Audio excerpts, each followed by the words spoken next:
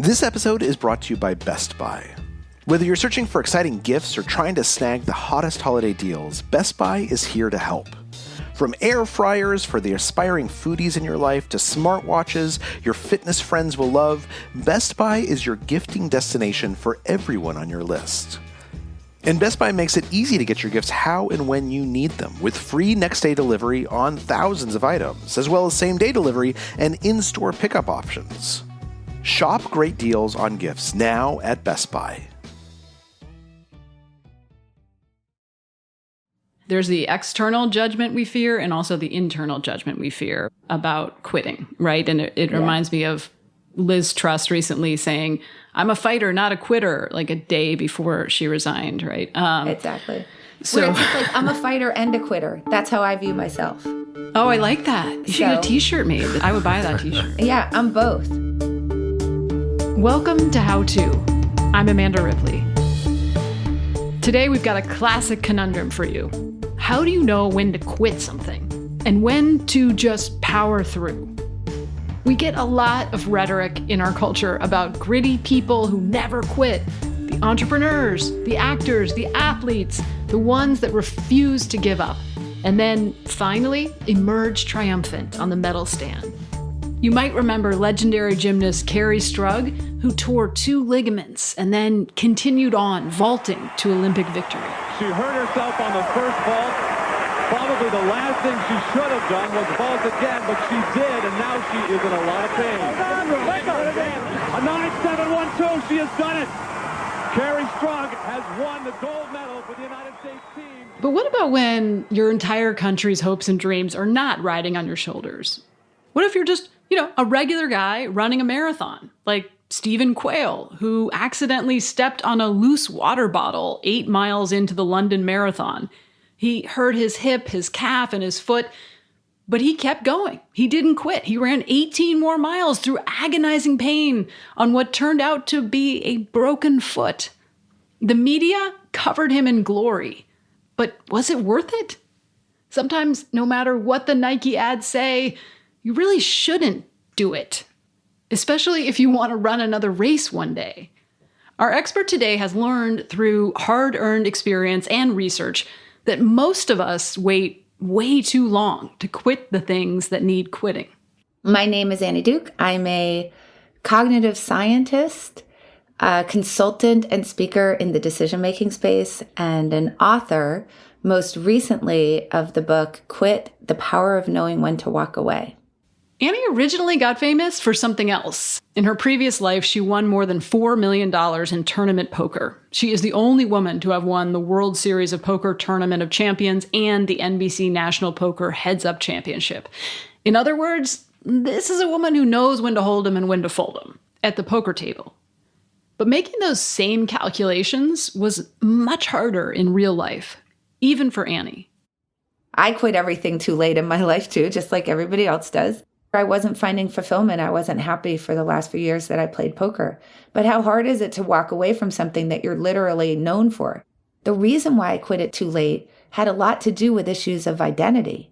I was famous. I was on television. It feels in some way like a step back. What do I tell people I do for a living anymore? Right. Who am I? Right. And I determined that while I was going to take a step back and I was going to have to build a new type of brand and build a new career, that in terms of the chances that I was going to be happy and feel fulfilled, it wasn't even close. And I assume you still had moments of doubt and fear and uncertainty, right? I mean... Not once I quit, no. Oh, really? Interesting. Which I think is very true for most people. Huh. Yeah, no, again, because I wasn't happy. So when I did finally quit, I was just happier. You notice when I introduced myself, I didn't call myself a poker player. I haven't played in 2012. That's the last time I played. It's not really part of my identity anymore, but it sure was back then. On today's show, how do you know when to quit and when to persevere? Right after the break, we'll meet our listener, who we're calling Victor. His job at its most basic level is to change the world. And he's debating if he should walk away. If I pay a cost on the personal front, is that a good trade-off that I'm making in the long run? Am I selling my soul Don't go anywhere.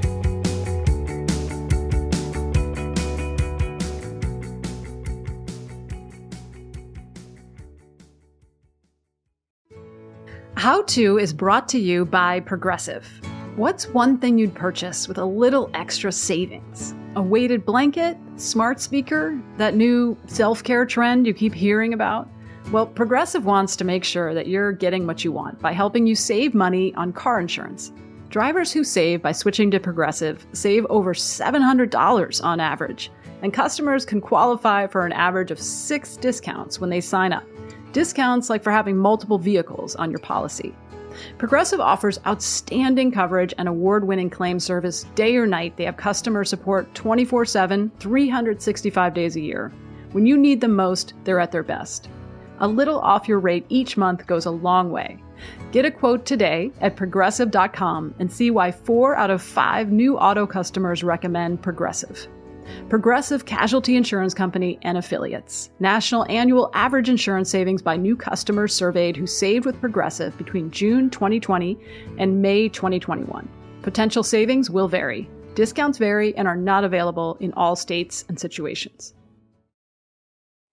Hey everyone, actress, singer, entrepreneur Keke Palmer has a hilarious new podcast, Baby, This is Keke Palmer, on Amazon Music, and you're gonna want to check it out.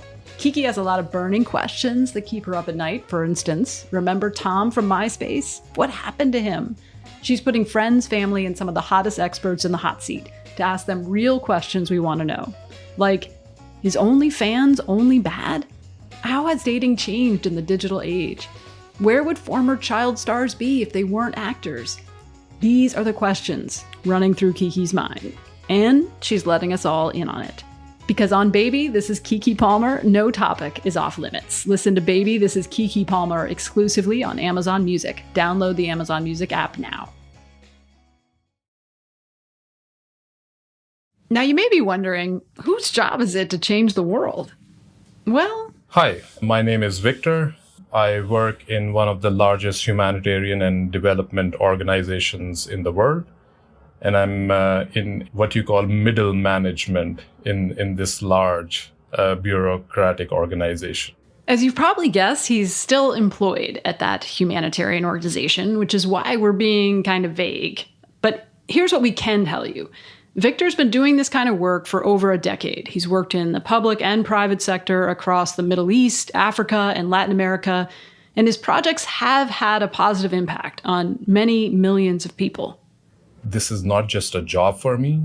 I was essentially making 4 times more money in my private sector work than I've made in the last 8-9 years. I'm in this line of work for the purpose of it, but I think I'm plateauing in a significant way.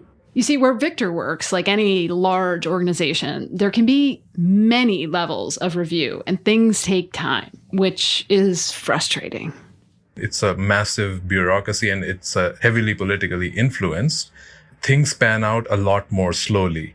The challenge ends up being, once you are in this line of work, you get placed in a very narrow lane.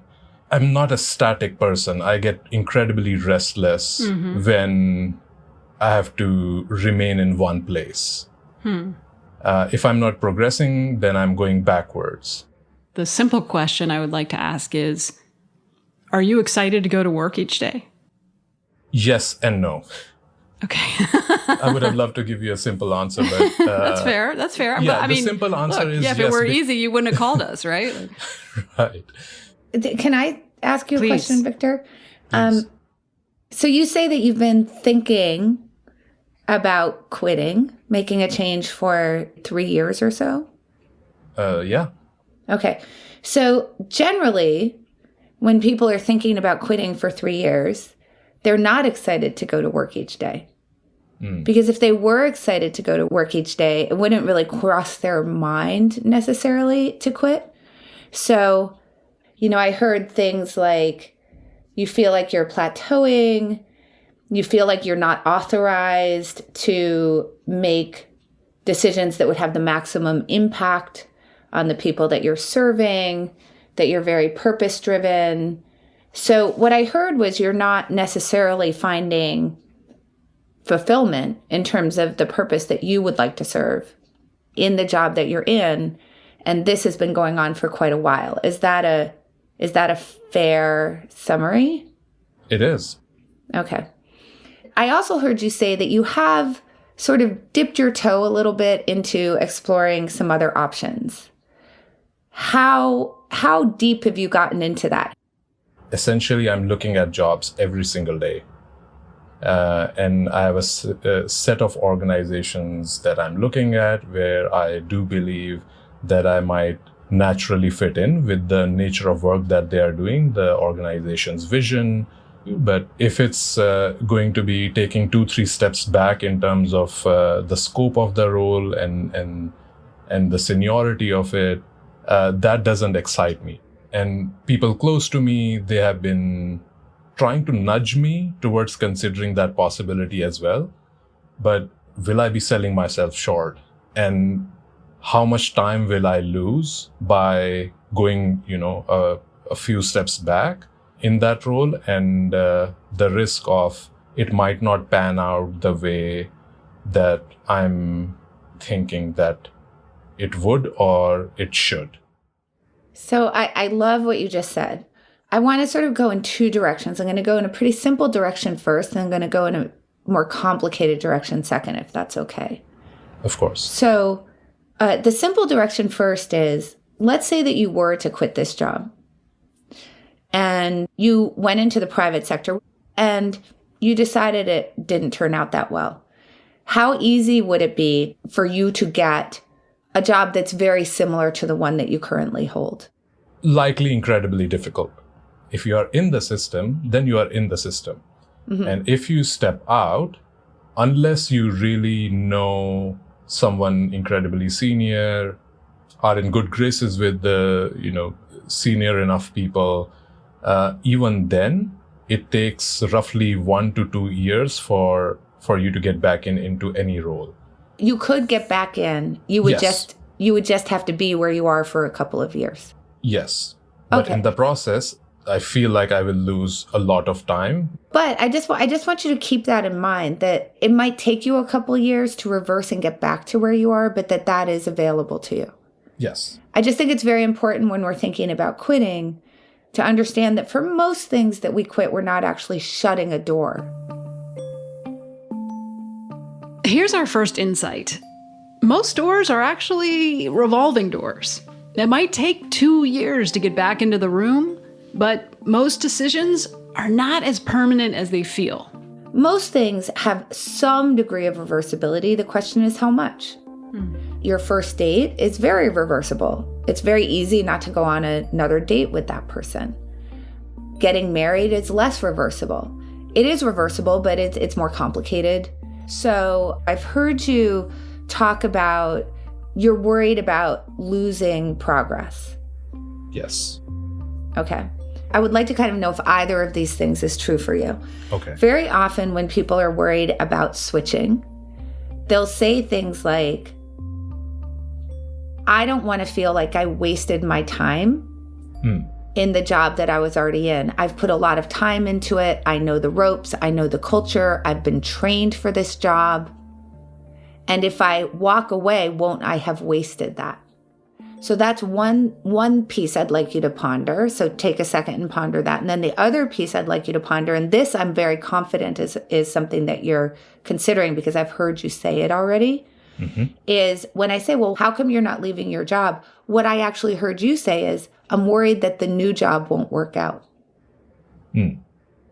So if you can think about those two things, let's start with the first one, this feeling of I've put a lot of time into this, a lot of effort, a lot of myself into this job. It feels hard to walk away from that because I feel like maybe I will have wasted that. That I'm not committed to, or, fear of loss on that front is minuscule, if at all, any. Okay. Because how I've gotten to wherever I've gotten so far, I've made big bets, essentially gambled my way into bigger and bigger roles. It's interesting that, we have a, world-class poker player on the line. And now, Victor, you're telling us that you have taken a lot of big bets, right, in the past. Right. And I'm curious about what's made it harder now, if it is harder to take big bets. Is it sort of the curse of success? In other words, back then you didn't have as much to lose, didn't feel like, it was easier to move up as opposed to over or down? Right. Because I've made such big bets, my peers, hierarchy-wise, my peers are 10 to 15 years older than me. Progression in my type of organization is related to the tenure and seniority and waiting your turn. It sounds like a total mismatch, the culture, for what your own motivations are, right? Like, it sounds like you're trying to disrupt something from like inside the royal family. Like, you just can't disrupt the royal family. You know what I mean? Like, well, I don't know. Harry and Meghan did a good job. And notice, in order for Harry and Meghan to disrupt the royal family, they ultimately had to quit. They couldn't actually be who they wanted to be from the inside of that particular organization, which is kind of obvious in retrospect. But why is it so hard to see in the moment? First of all, I want to explain a concept called loss aversion. When we're thinking about starting something, making a choice, that we get very focused on the bad outcomes that could come from it, separate and apart from whether it's overall better for us or not. Is this sort of like if you go to a restaurant and there's something exotic on the menu that you're not familiar with, you don't order it because, it's scary? Because what if it doesn't? What if it's not good? Even if, this is the important thing, even if the thing you normally order at that restaurant is mediocre. Mm-hmm. The devil you know rather than the devil you don't. Yes. And so you're sort of giving up the amazing and sticking with what you already know for fear of the losses that might occur. Now, so this becomes, obviously, what does this have to do with quitting? Well, when you quit something, you have to start something. So loss aversion is being applied to these things that we start. Now, you might say to yourself, but what about loss aversion with the thing we're already doing? Aren't we worried about the bad outcomes that can come from that? And it turns out, no, not really. We are very tolerant of bad outcomes that come from the status quo, from the thing we're already doing, in a way that we're not with things we switch to. And this has a little bit to do with something called omission-commission bias. So let me explain what that is. An omission is a failure to act, right? And a commission is an action. Amanda, I doubt you would ever do this, but if you stabbed somebody, that would be a commission, right? You would commit an act. But if I was standing there watching you and I could prevent you from doing that, but I don't, that would be an omission. Now, cognitively, we treat these two things differently.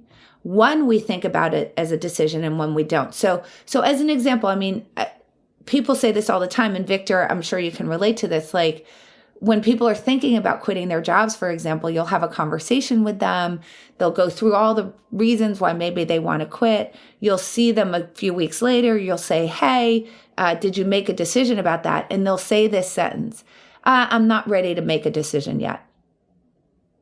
We've heard that before, right? Well, the problem with that, of course, is that, of course, you are ready to make a decision. You just did. You decided to stay in your current position for the time being. You're saying not making a decision is a decision. It is a decision. So in fact, I would argue that when people say I'm not ready to make a decision yet, that we shouldn't even accept that as a valid sentence of English. Because it doesn't really make any sense, right? So Victor, every day that you decide to stay in this job is a day you decide to stay in this job. This bears repeating. Your brain will trick you into thinking that the status quo means you're just sitting tight, biding your time. But in fact, every day we don't change, we're actively choosing to stay. It turns out that loss aversion is only recruited really into commission, into things we perceive to be active decisions, active choices to start something new. And we don't really recruit it into acts of omission, sticking with the status quo. And this is where we get something called status quo bias, which is a very strong preference for the thing that we're already doing over new things.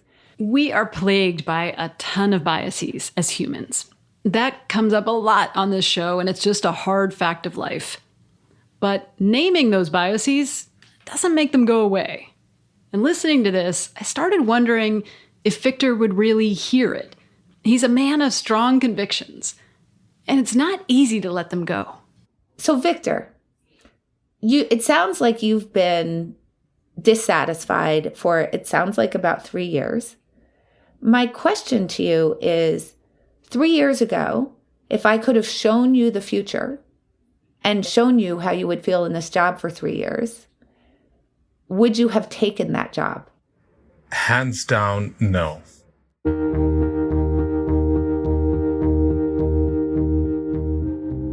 Okay, so now we're getting somewhere. If Victor could go back in time, he would have quit this job before he even started. So why doesn't he quit now? There's something else, something that Victor isn't yet telling us. We'll find out what it is after this break.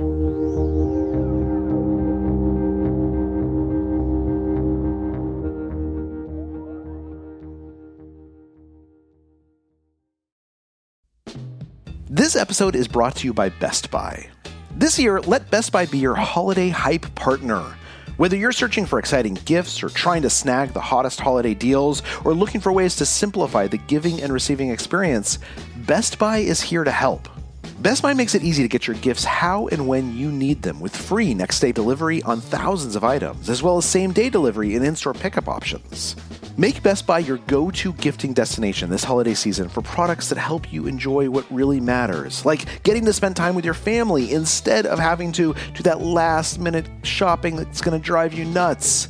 This way, you get to, hang out, actually watch movies, play board games, and make it through the holidays in one piece.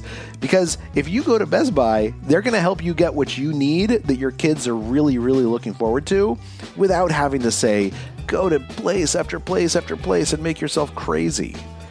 No matter what your plans are this season, Best Buy is the perfect destination for all your holiday needs.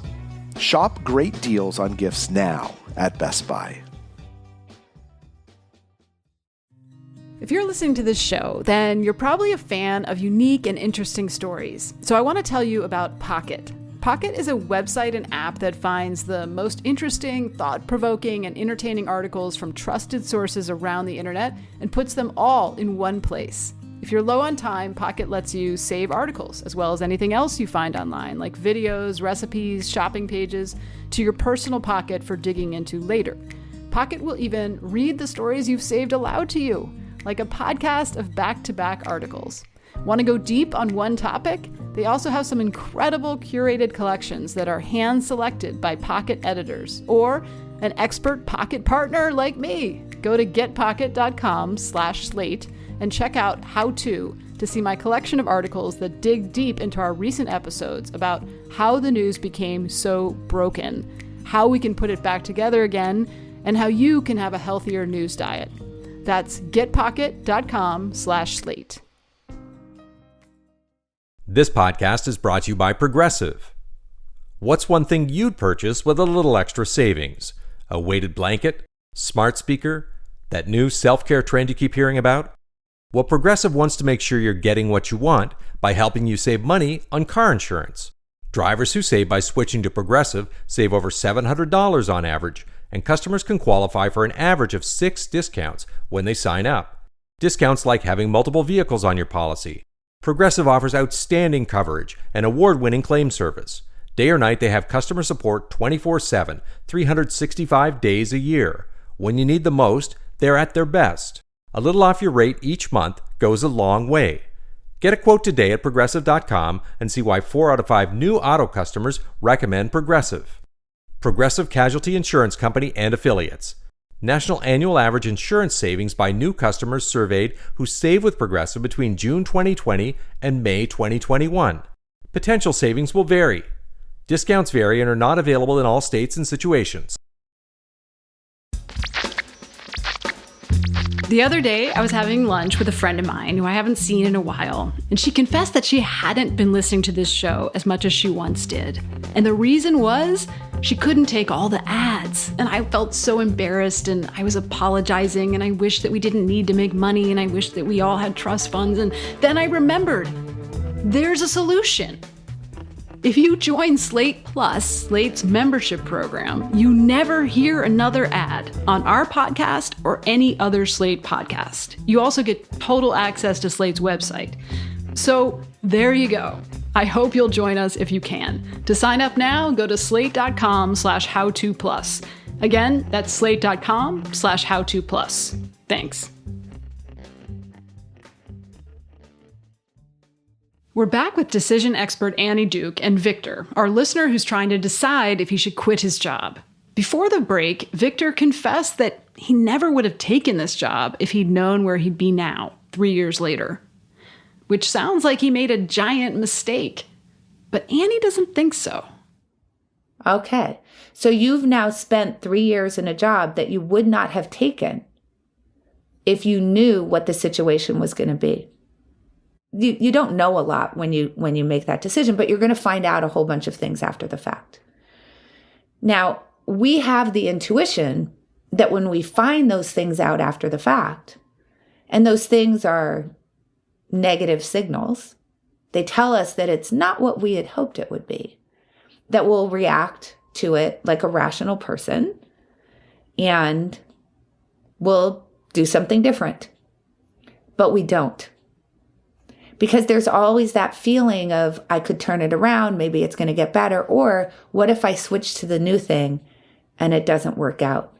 That is scary.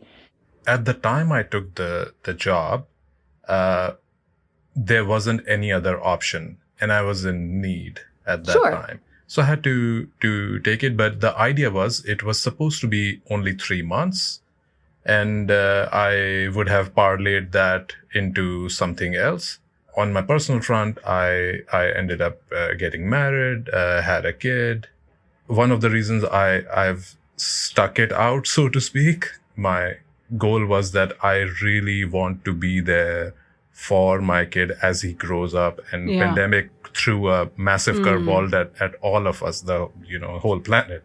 So I wanted to be there for my wife, and I definitely wanted to be there for my kid. When I asked you earlier, what has changed? Why don't you take big gambles now all the time? The answer is now clear. You've had a kid. Like, your whole life has changed. And so now you're in a stable job. You have benefits, like lots of reasons to like this job. Yes. That's super helpful. So I love the discussion about values, right? Because why we stick to things are not necessarily only about our own happiness. We can have other values that we're trying to express, like in your case, stability, right? So that's an important factor for any decisions about whether to stick or quit, is what is it exactly that we're trying to accomplish? So I love that. So let me ask you this. Can you try to make a guess at what the probability is that you're happy in that job and want to stay in it in a year's time? 30%. 30%.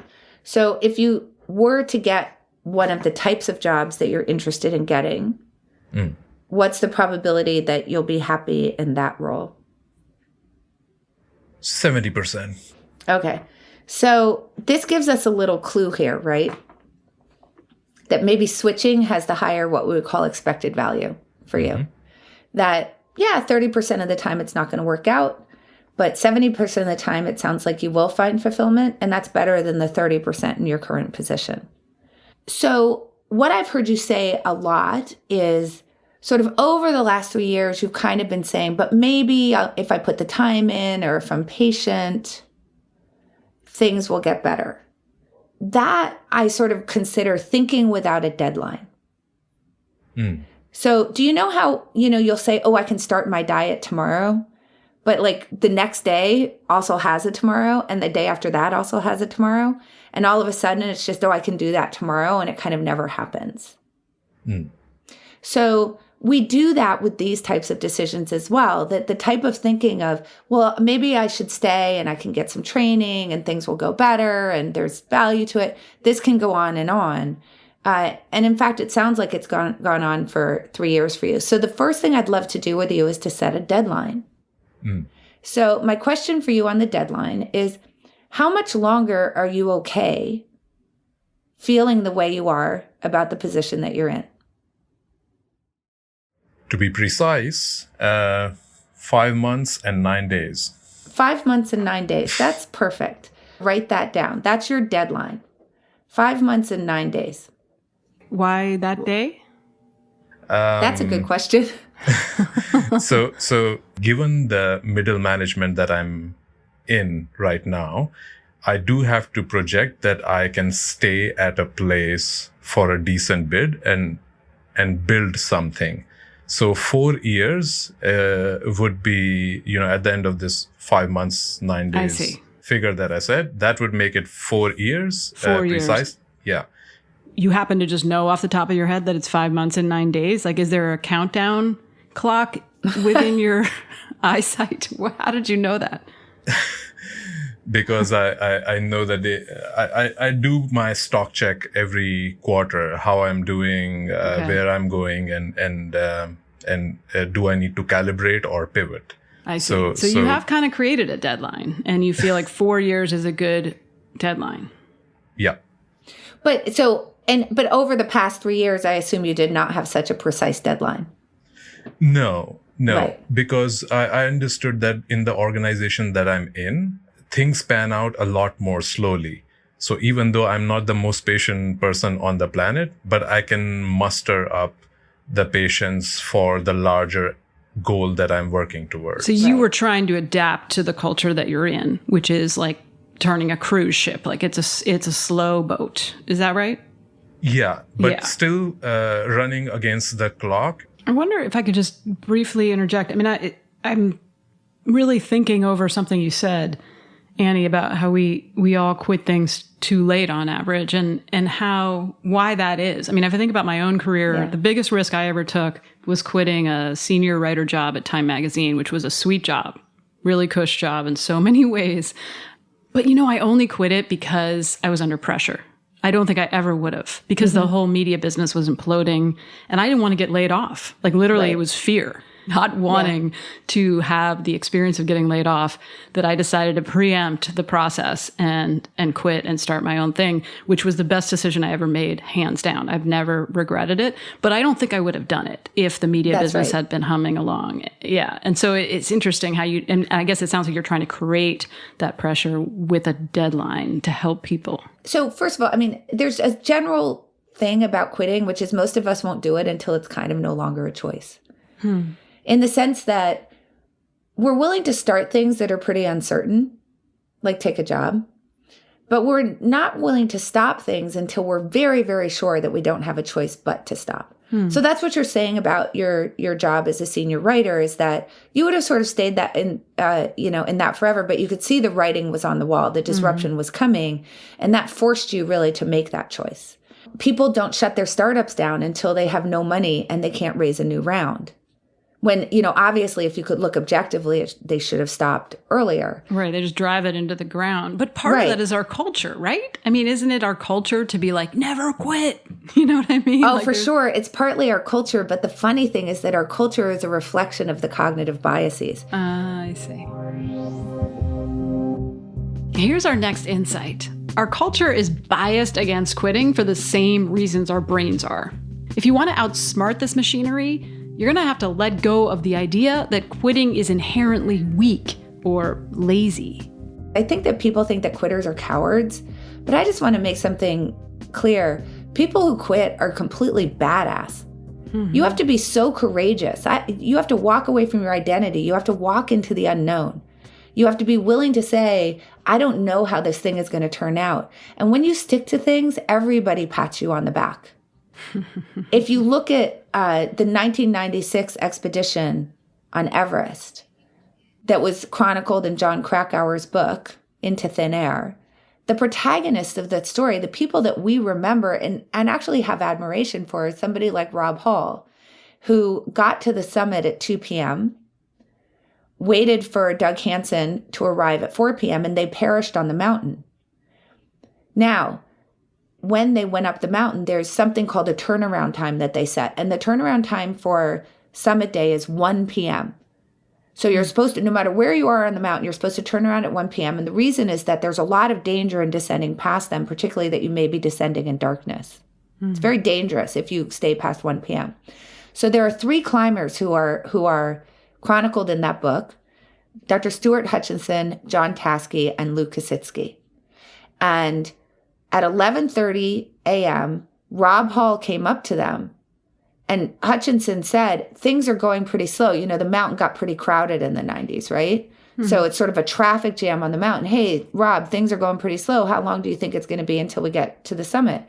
And Rob Hall told them 3 hours and then ran ahead of them. Hutchinson holds Taskey and Kositsky back and says, geez, you know, it's almost 11:30. It seems to me, I'm doing my math, we won't get to the summit until 2:30, even if we start speeding up, maybe till 2 p.m.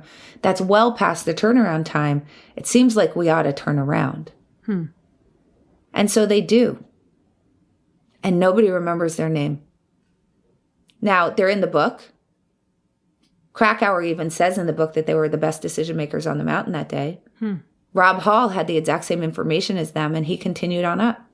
Yeah, and I can sympathize, right? With, I mean, you know, you figure you're so close. It's tantalizingly close. And so this is a great analogy.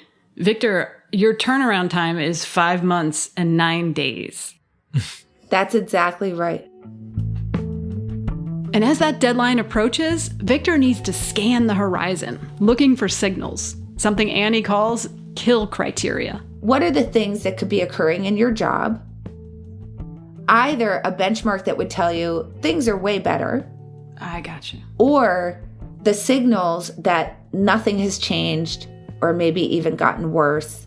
And you're going to continue to be in the same state that you've been for the last 3 years in terms of your own fulfillment and happiness. So it's essentially saying, if I see these signals, I will stop. And let me say why we need to do this, because otherwise you go 3 years being in that state. And so that's what we want to avoid. We want to avoid another 3 years of this. So Victor, I mean, you already know what's going wrong in this job. So if you can write down, you know, what are those things and commit to, if those things are still occurring in 5 months and 9 days, that you'll walk away. And alongside that, you can say, here are the things that could occur that would make me decide that things have really significantly changed. And then I'll stay. Right. No, that's a good framework to use to look at the situation, for sure. Yeah. So here's the takeaway. Write down a deadline and a list of kill criteria. What signals will tell you to stay or to leave as that day approaches? You're creating an exit ramp, the one your brain is just not inclined to build without a little help.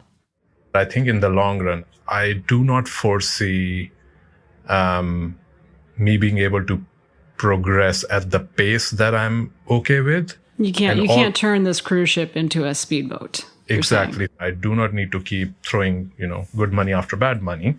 So it sounds like you have your answer. Yeah. I do. So Victor, 5 months and 9 days. Fingers crossed. On a warm summer's evening, on a train bound for nowhere, I met up with a gambler. We were both too tired to sleep, so we took turns of staring. Thank you to Victor for reaching out to us. Good luck with your decision. And thank you to Annie Duke for all of her great advice. Make sure to check out her new book, Quit: The Power of Knowing When to Walk Away. And if you like this episode, definitely check out a previous one we did with Annie, where she used her poker skills to help a listener decide whether or not to gamble on moving halfway around the world. We'll put a link in the show notes. What about you? Do you have a problem that needs solving? Send us a note at howto@slate.com or leave us a voicemail at 646-495-4001. And we'd love to have you on the show. And if you like what you heard today, please give us a rating and a review and tell a friend. Because let's be honest, we all have friends who really should quit something. You know it, and I know it. So send them this show. But don't you quit listening. We'll see you again next week. You got to know when to hold 'em, know when to fold 'em, know when to walk. How To's executive producer is Derek John. Rosemary Belson and Kevin Bendis produced this episode. Merritt Jacob is senior technical director. Charles Duhigg created the show. I'm Amanda Ripley. Thanks for listening. This episode is brought to you by Best Buy. Whether you're searching for exciting gifts or trying to snag the hottest holiday deals, Best Buy is here to help. From air fryers for the aspiring foodies in your life to smart watches your fitness friends will love, Best Buy is your gifting destination for everyone on your list. And Best Buy makes it easy to get your gifts how and when you need them, with free next-day delivery on thousands of items, as well as same-day delivery and in-store pickup options. Shop great deals on gifts now at Best Buy.